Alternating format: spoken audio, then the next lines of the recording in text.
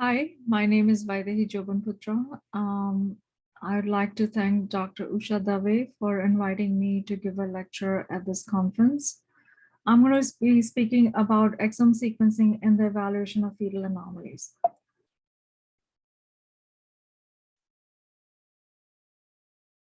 Because there is a paradigm shift that we are witnessing right now, I'd like to go over the goals in prenatal testing.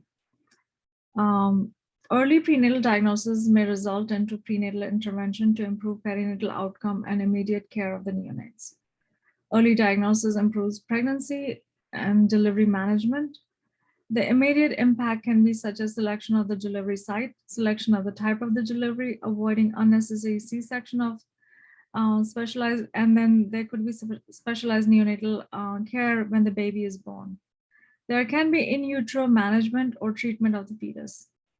Selecting appropriate pregnancies for in utero intervention, such as congenital heart disease or congenital diaphragmatic hernia or neural tube defects. Targeted therapy is also available to improve clinical outcomes in some cases, such as variant-specific treatment is available for cystic fibrosis, or treatment is also available in case of spinal muscular atrophy. Further prenatal testing reduces patient uncertainty and anxiety during pregnancy. This can provide prenatal education regarding special needs care after the birth. And I think this education may be provided most effectively before birth. Prenatal testing may also improve perinatal transition or NICU care or plans for compassionate care. This also provides couples with information to optimize outcomes based on their personal values and preferences. It can also maximize reproductive options. So overall, I think the changes in medical management requires timely and certain genetic interpretations. So fetal structural anomalies are a common indication for invasive prenatal genetic testing. Routine prenatal ultrasound identifies one or more structural anomalies in approximately 3% of the pregnancies, which often affect the prenatal and postnatal management and prenatal decision to continue or to terminate the pregnancy. Structural anomalies are leading cause of infant deaths in about 20% of the cases. They could range from mild to severe and may lead to isolated or involve multiple systems. Genetic testing on samples from invasive testing is often performed to achieve a diagnosis which can aid in clinical management. The effectiveness of prenatal genetic testing is highly dependent on the prenatal phenotype, such as the type of fetal anomalies and the number of anomalies in a fetus. Other factors include the sensitivity of the diagnostic test, the specificity to minimize reporting variants of uncertain significance, turnaround time, and cost. However, even after doing all these testing, the etiology is unknown in more than 50% of the cases. A karyotype may find an abnormality in about 25 to 30%, but this is dependent on the patient population and other features such as maternal age and its association with the aneuploidies. If you order chromosome microarray testing, then that can find causal variant in 5 to 7% of the cases. But as new technologies are developed, increasing numbers are found by genetic testing. A very brief review of the genomic technologies that are available right now. Standard karyotype has been around for a long time, and this detects large chromosomal abnormalities, including aneuploidies and balance translocation. This is very widely used. Chromosomal microarray testing is also widely used, but that detects smaller deletion duplications, which are not detected by a karyotype. Exome sequencing is currently available, but that only detects variants in the coding region of the genome.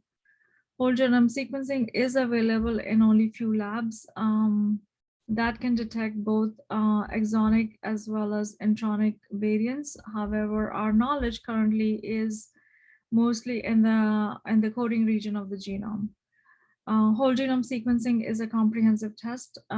If you order whole genome sequencing, you can detect your copy number changes as well. So there is no need of ordering a microarray testing. But as I said, whole genome sequencing is available in very specialized centers. It is available in my lab, but currently, for the most part, exome sequencing is what is being ordered for prenatal testing. So to review very briefly about prenatal exome sequencing, initial reviews reported a prenatal exome sequencing diagnostic yield of up to 50 to 80%. However, these estimates were biased by a small number of cases and highly selected cases in those studies. In 2019, two large prospective clinical studies reported the outcomes of exome sequencing performed on chromosomally normal fetuses with structural anomalies. The first is the Lord et al. Study, which reported on 610 fetuses. These were done as trios. Genetic diagnosis was found in 8.5% of fetuses overall, and in 15.4% of fetuses with more than one anomaly. The second study, which was performed at Columbia University, of which I was also part of, we sequenced 234 sequential pregnancies with fetal anomalies. We found a genetic diagnosis in 10% of the fetuses overall, and a diagnostic variant was also found in 19% of fetuses with more than one anomaly. The detection rate were proportional to the severity of the phenotype, 6% of the fetuses with a single anomaly and 35% of fetuses with more than two anomalies. If you look at the diagnostic yield by organ system, there are a few caveats of this data that I'm showing here on this slide. Some of the fetuses had isolated anomalies in one organ system, but some had multiple anomalies. So the percentage yield does not necessarily reflect the yield in an isolated brain anomaly or isolated cardiovascular anomaly, for example. That being said, the intent is to give you a general idea of how the yield compares by the system. Additionally, as we all know, there are multiple different specific anomalies within these systems that can affect the yield. For example, musculoskeletal category includes skeletal dysplasia, which tend to have a very high diagnostic yield, as well as contractures and limb anomalies. The GI category includes mostly fetuses with isolated anomalies such as omphalocele, gastrochesis, echogenic bile, and these tend to have lower rates of monogenic diseases that can be detected by exome sequencing. So overall, as you can see, the diagnostic yield by system is generally quite high, with the highest yield in musculoskeletal system, hydrops, and craniofacial anomalies. Here's an example of a case with skeletal dysplasia. When this fetus was tested, the karyotype was normal, chromosomal microarray was normal, and we found a de novo heterozygous variant in COL1A1 gene, which is consistent with OI osteogenesis imperfecta. The phenotype fits well with the genotype and explains the fetal anomaly.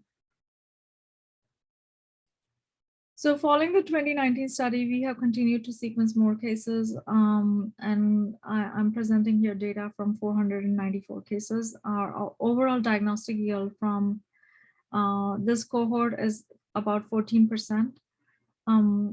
As you can see, 58% of these are de novo findings. 8% are inherited, and 27% of the cases had variants in genes associated with an autosomal recessive disease. A very small percentage had variants in genes associated with X-linked conditions. Consistent with other studies, our data also shows that multiple anomalies have a higher diagnostic yield compared to single anomaly. If we look at the variants found across the study, we have 44 unique genes. Each represents a single fetus. There were 11 cases in which variants in the same gene were found in more than one case.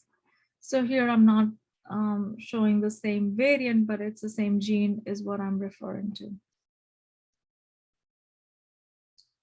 If you look at the diagnostic rate over time in our cohort, we see an increase in the diagnostic rate over time. And this can be explained by various reasons. One is the expansion of the prenatal phenotype as new studies are published. There's new medical literature, which is associated with the candidate gene that we may have found, and that is one of the reasons. And Finally, with the follow-up of these fetuses postnatally allows identifying the phenotype in which the children are basically growing into the phenotype that was not noticed at the time of the prenatal testing. So when you consider exome sequencing prenatally, there are unique challenges. There is incomplete phenotype fetal data due to the limitations of the ultrasound and temporal limits which are inherent to fetal development. There is lack of data on prenatal phenotypes in existing databases, possibly because most severe phenotypes are embryonic lethal or they cause fetal demise and are therefore never tested or documented in databases. There may be differences in inheritance mode between previously described childhood cases and fetal cases. So I think data from this population is currently informing the this field and in turn leading to the development of non-invasive screening technologies. When you order prenatal exome sequencing, there are some important points to consider, and I'd like to review them here. So exome sequencing can be considered for fetus with ultrasound anomalies when started chromosome micro and karyotype analysis have failed to yield a definitive diagnosis. It is a phenotype-driven test. Therefore, testing laboratory requires adequate information to interpret the results. And what is this adequate information? Basically, all the clinical information is required. If you have fetal imaging, sonogram, MRI, fetal cardiac ultrasound, any prior testing, prior medical history, ethnicity, reproductive history, family history, including consanguinity, must be reported to the lab. Otherwise, it is very difficult to analyze the data from exome sequencing. Trio analysis is always preferred over singleton. I'm asked many times that can we do singleton first and then do the parents if we find something. As I showed you the data in my previous slide, if you do that, then you're going to miss the de novos because the analysis of a trio allows you to find de novos. And in case of recessive disease or finding of a homozygous variant, you don't know if the parents are carrier. And if you do sequential testing of first the fetus, and then if found something, then do the parental testing, it takes time to do all this testing. And if you're going to make decisions within limited amount of time, then this defeats the purpose of the testing itself.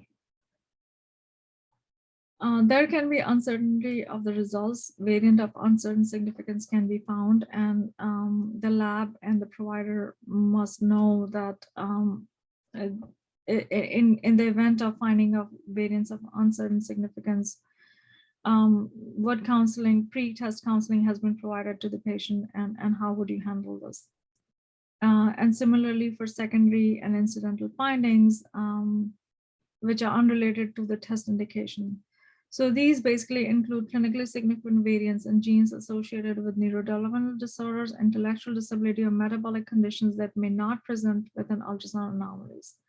And so the question becomes where the patient counsel about these incidental findings and whether the lab should be reporting them. And this is the communication that the provider, the patient, and the lab must have before offering this testing.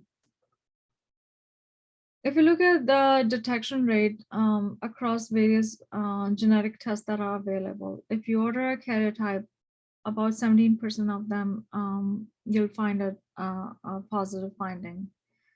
With microarray testing, about 6% is the diagnostic rate, and with exome sequencing, it is 10%.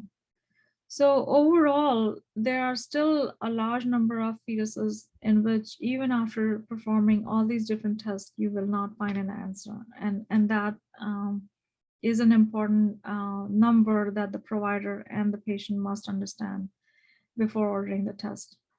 The other point that I want to highlight is that if you order genome sequencing, then all of these three things can be combined, and the detection rate using whole genome sequencing is much higher than any of these individual testing modalities. So what are the current capabilities in the clinical diagnostics with the available technologies? With the karyotype, one can detect aneuploidies and larger structural variations, such as balance, translocation, inversion, and markers. So balance rearrangements are only detected by your karyotype test. They're not detected by any other testing available right now. Your copy number variants can be detected by arrays. So basically your array is detecting your deletion duplications and any unbalanced chromosome abnormalities. The arrays are not detecting your balance abnormalities that your karyotype is detecting. If you order sequencing, then you're only detecting single nucleotide variants. You're not detecting your large events such as your balance, translocation, inversion, or markers. And some of the exome sequencing labs are also not reporting on copy number variants. If you order targeted sequencing, targeted tests like FISH, qPCR, Sanger, and then these are specific for the specific region and condition. And if you order STR analysis or methylation testing, then that is only detecting your uniparental disomy or imprinted disorders. So the question becomes which test to order. My recommendation is to order FISH with culture. If FISH is positive for your trisomy, then I would still do a karyotype to determine the type of trisomy, because that will inform your recurrence risk for your patient. If you find mosaicism for trisomy or monosomy of any of these chromosomes listed here, then UPD testing must be ordered because these are imprinted chromosomes. If your FISH was negative, then I would go ahead with chromosomal microarray and exome sequencing simultaneously if possible.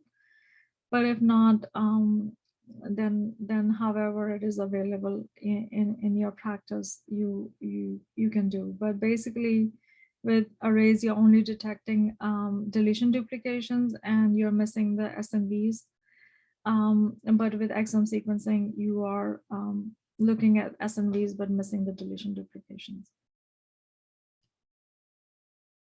So finally, I want to say that our world is changing. Overall, the world has changed for various reasons. We are able to diagnose many more conditions in utero than ever before. Our work in prenatal diagnosis and cytogenetics arrays and exome genome sequencing is also informing the further development of non-invasive techniques. There's been expansion of challenges for screening. There are technical challenges, what conditions to include, how to interpret variants, what to report. And so I feel that the world has changed overall with COVID, how we have become efficient with the Zoom meetings. At the same time, missing to meet our colleagues and friends in person. It's a lot of change and learning in these new times for everyone, I think. With that, I'd like to thank everyone for your attention, and I'll be happy to take any questions that you may have.